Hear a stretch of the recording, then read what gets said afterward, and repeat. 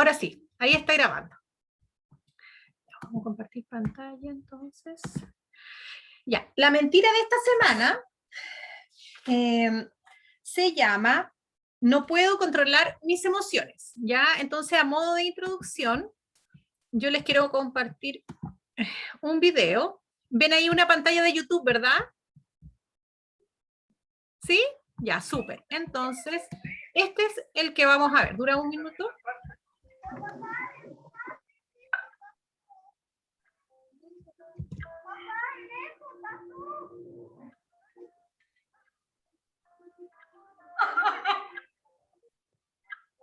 Aquí por la sal, está exquisita, mi amor.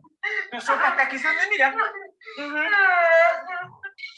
Mi amor, no llores, te le saco la sal, te la saco. Para que nada te afecte ni afecte a los demás. Tapsin periodo menstrual con Pavabron.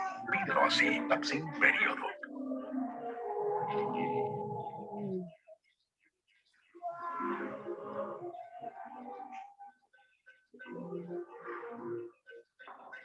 Te falta sal. Se le pongo.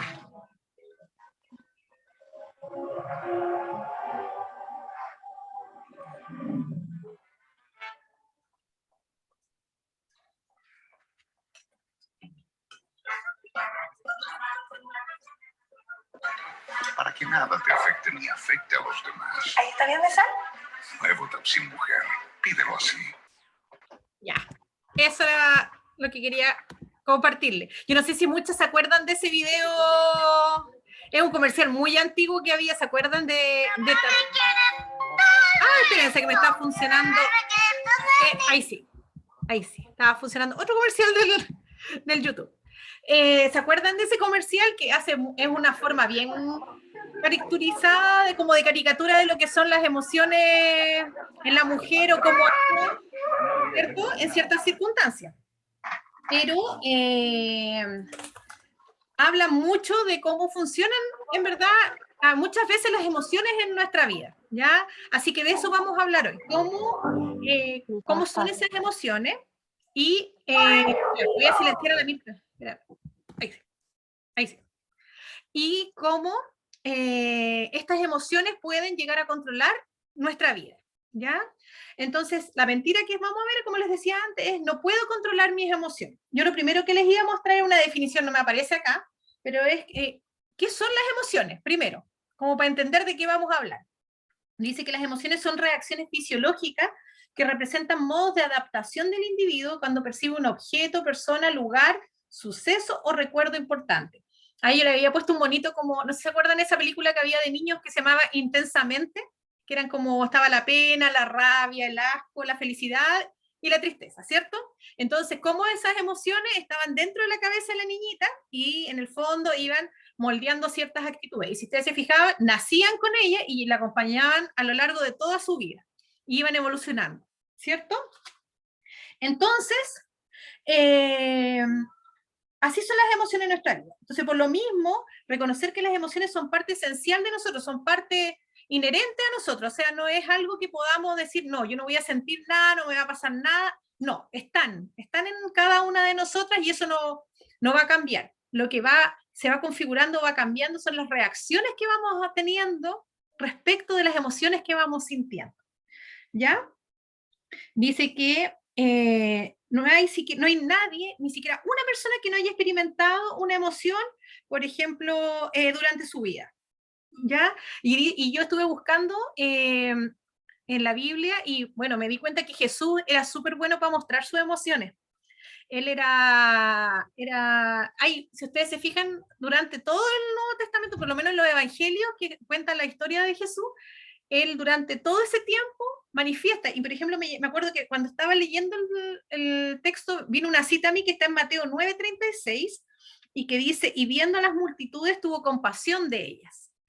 O sea, las emociones de él estaban a flor de piel, o sea, piensen, ni siquiera tuvo contacto con las demás personas, solamente las vio y el solo verla le produjo compasión, o sea, tuvo misericordia, sintió algo se produjo en él. Entonces eso, por lo menos a mí me pasaba que lo sentía como que él no era una persona que ocultaba en el fondo sus emociones, sino que las expresaba, pero las expresaba de la forma correcta, ¿cierto? Esas emociones no lo inundaban, ni lo sobrepasaban, sino que las expresaba de la forma que debían ser.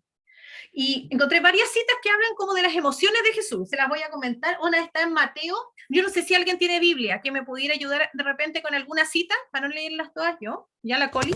Mateo 21, 12. Si pudieras leerlo, Coli.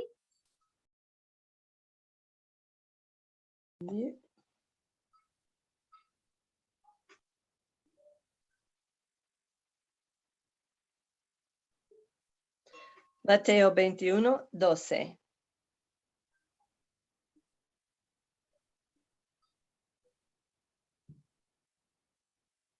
Ok. 21, 12. Aquí está. Dice así.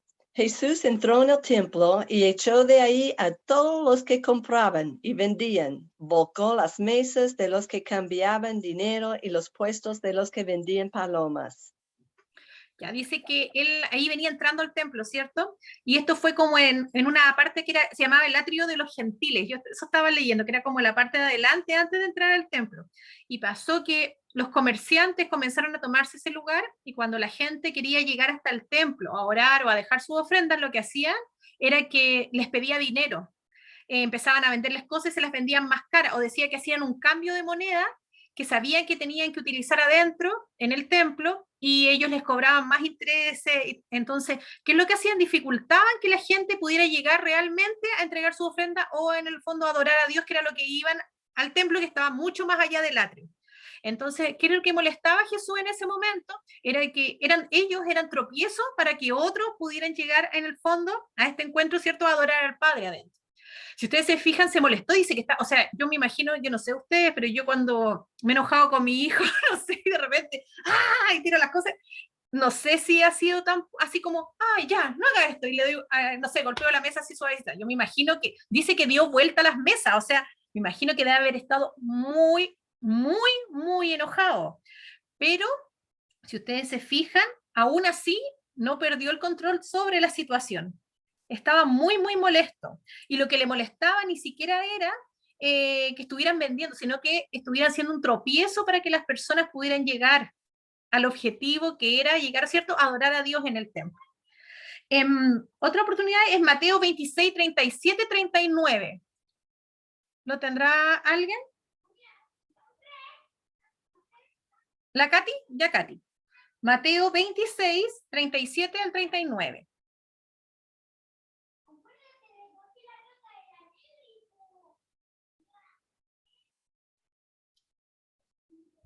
Te tenéis que sacar el mute, sí, Katy, espérate. Ahí. Está ahí. No, no te escucho, está en muda. Tenéis que sacarte el mute. Ahí sí. Ahora sí. Sí.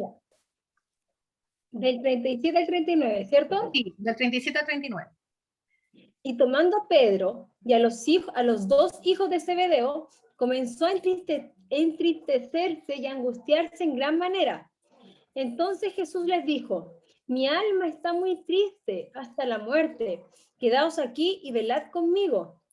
Yendo un poco adelante, se postró sobre su rostro, orando y diciendo: Padre mío, si es posible, pase de mí esta copa, pero no sea como yo quiero, sino como tú. Gracias. Si ustedes se fijan, ese también es otro momento específico donde se muestran las emociones de Jesús. Dice que, o sea, yo me imagino el momento de estrés que debe haber estado viviendo, en ese punto era el culmine. O sea, dice que llegó a sudar sangre. Y eso dicen que se da cuando la persona está sometida a un estrés tal que se revientan los vasos capilares en la cabeza. O sea, imagínense el estrés que tenía sobre sí mismo, que dice que ya estaba muy triste, ¿cierto? Dice que comenzó a entristecerse y a angustiarse. O sea, él sabía lo que venía. Piense que él nació sabiendo a lo que venía, ¿cierto? Dice que nació para morir. ¿Cuántas veces nos han dicho así? Él nació para morir. Entonces, ¿qué pasó?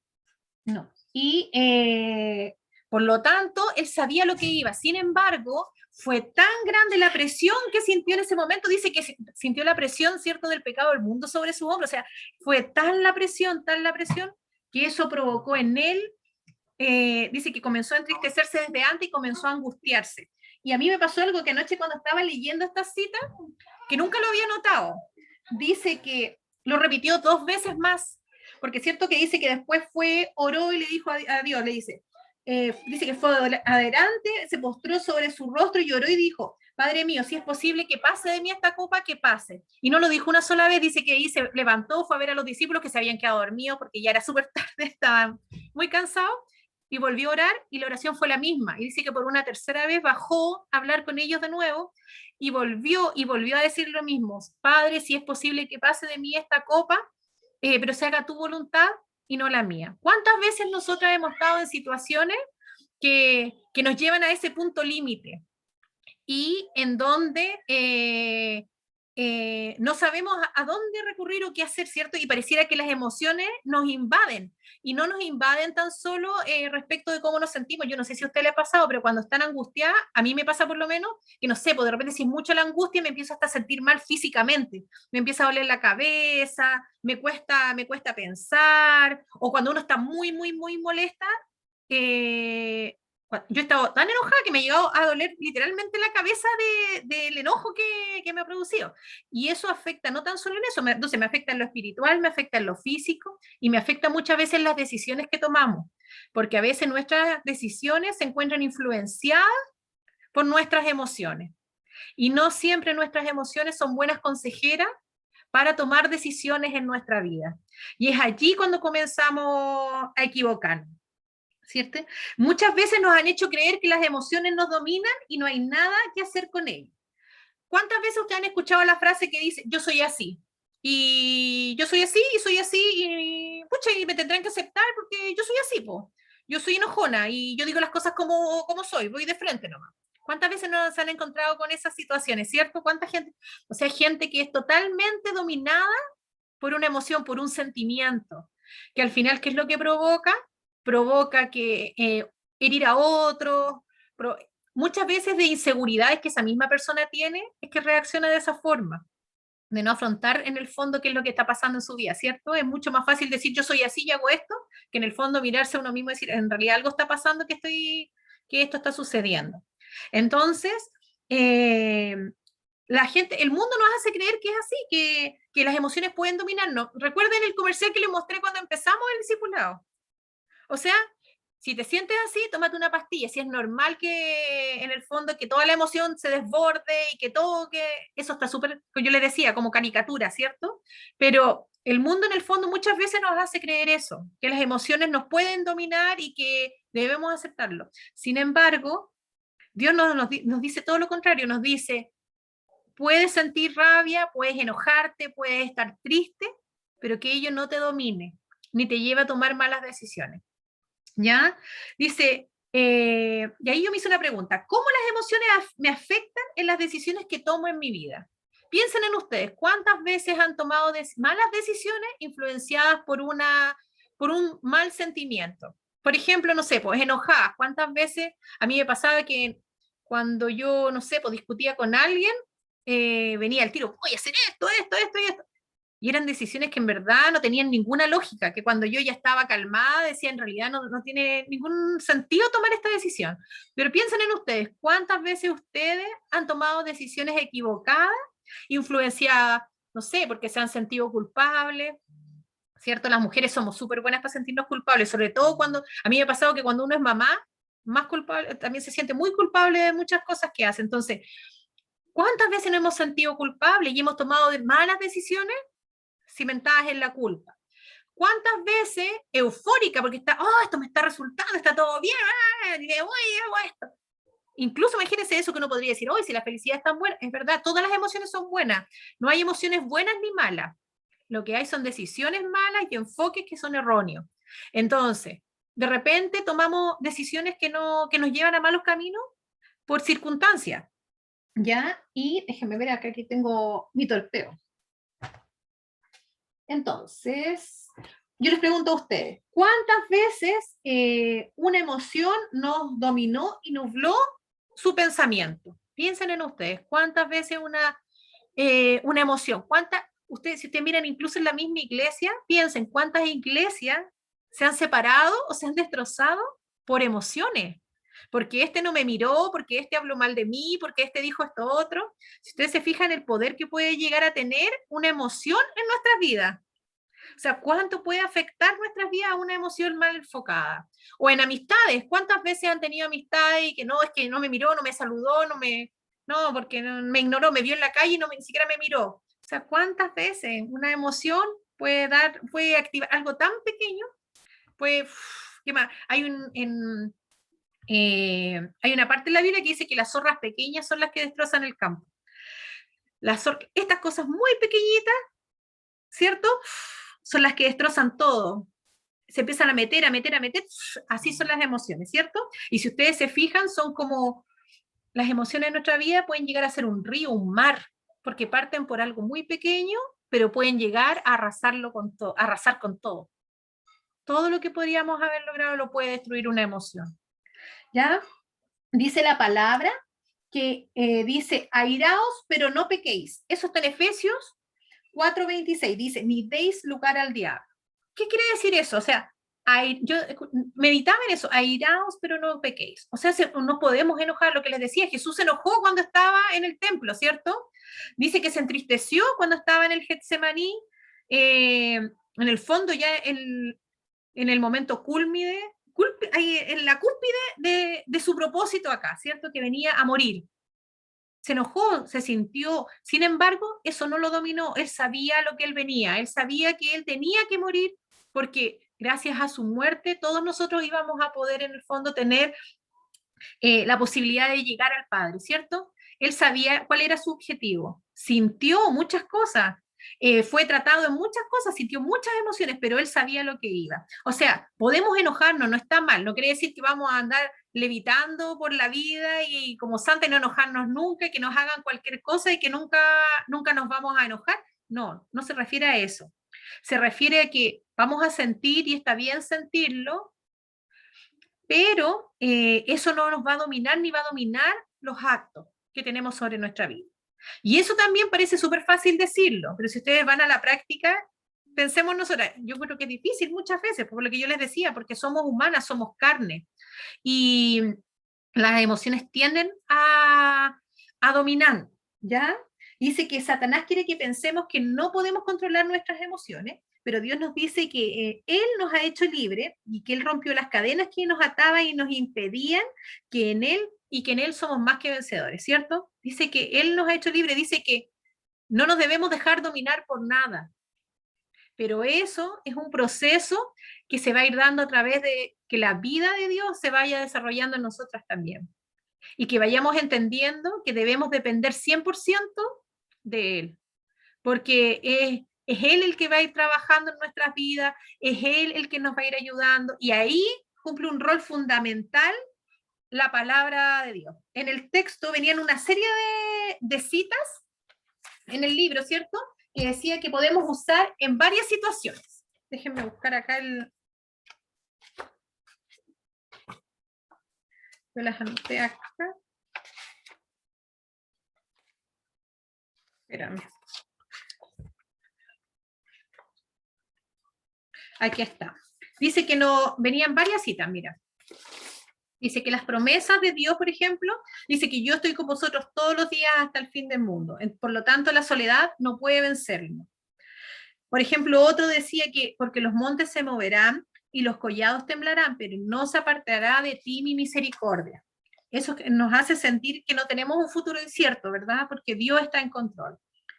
Dice que la palabra de Dios dice, por nada estáis afanosos, o que cuesta, a mí por lo menos me cuesta un montón, yo soy súper ansiosa, entonces es para mí súper difícil no estar afanosa por nada, me cuesta un montón porque me angustio y yo tengo un defecto que es que empiezo a buscarle la solución a las cosas antes siquiera de, no sé, me dicen, no sé, mañana por ejemplo con los niños, mañana van a suspender las clases y yo ya antes de pensar siquiera así como ya, pero a ver, ¿qué vamos a hacer? No, yo ya estoy pensando, ya voy a llamar a esto, voy a hacer esto, como que trato de dominarlo todo y controlarlo.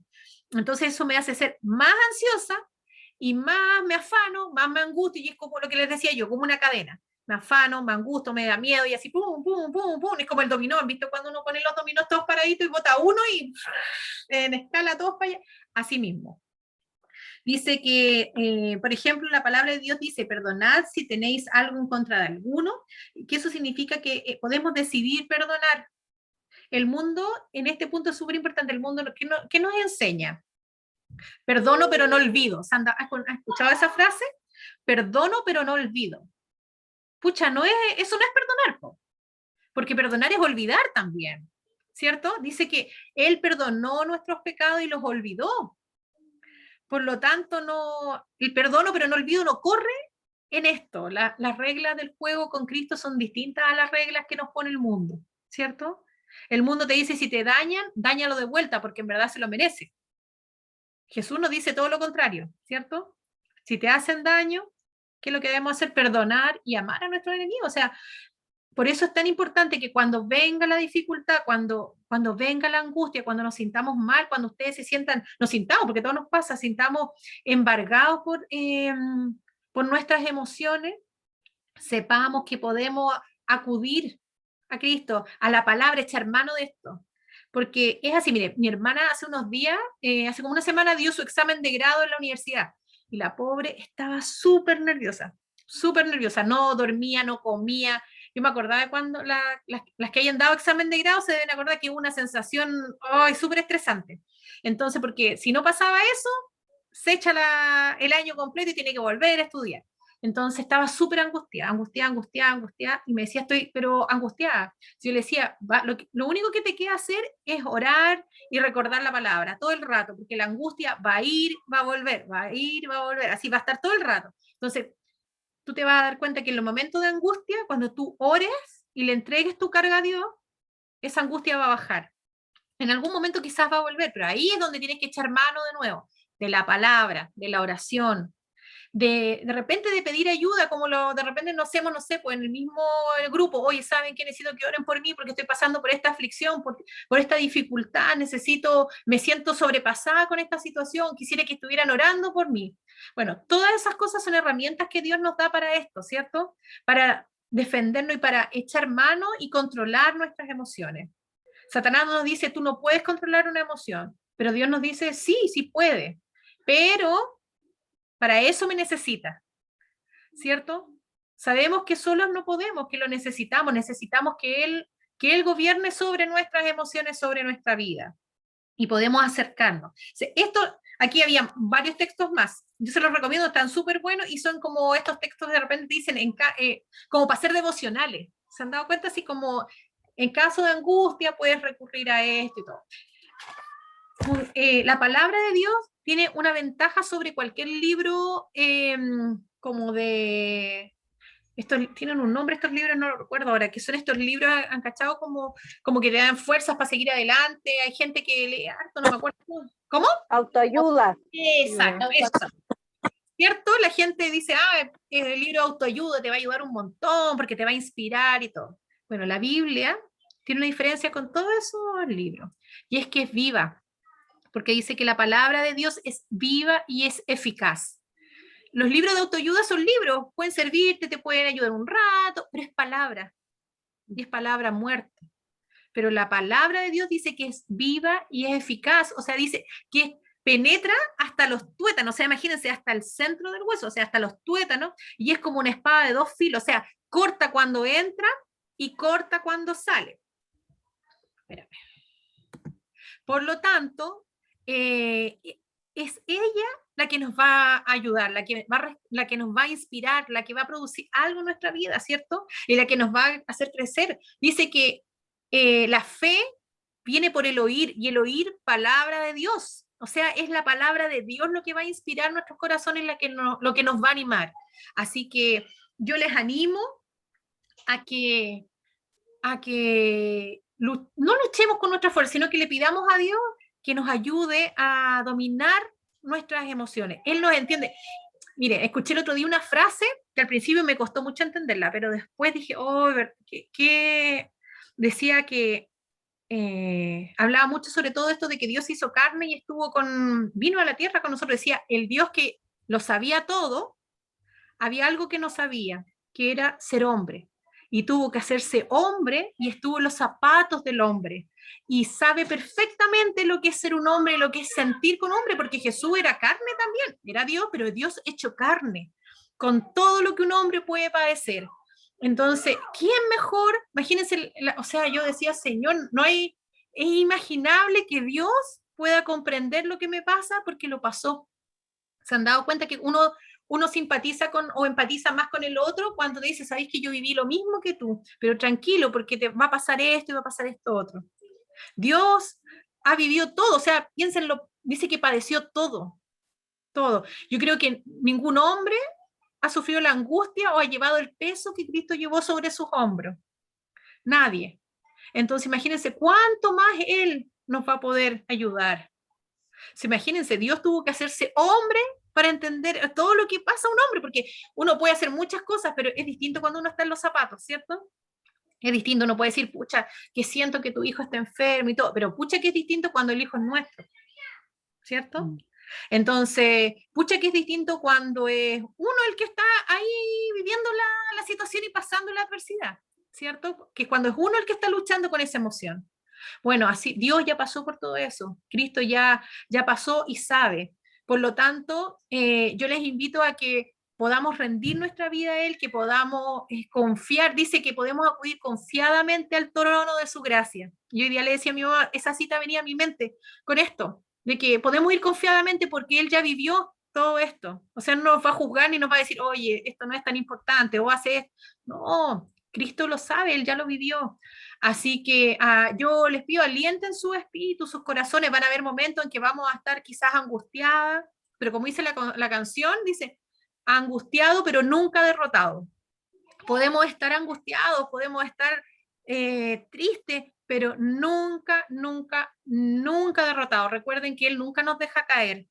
El salmista decía que Él tiene sus cuerdas de amor son las que nos rodean. Y el otro día daban el ejemplo de eso, que las cuerdas eran, ¿has visto el ring de los boxeadores? Son como elásticos, ¿cierto? ¿Han visto las cuerdas? Que te lanzan contra un lado, ¡bum! Y sale el boxeador para el otro, ¿cierto? Y nunca cae sobre la lona.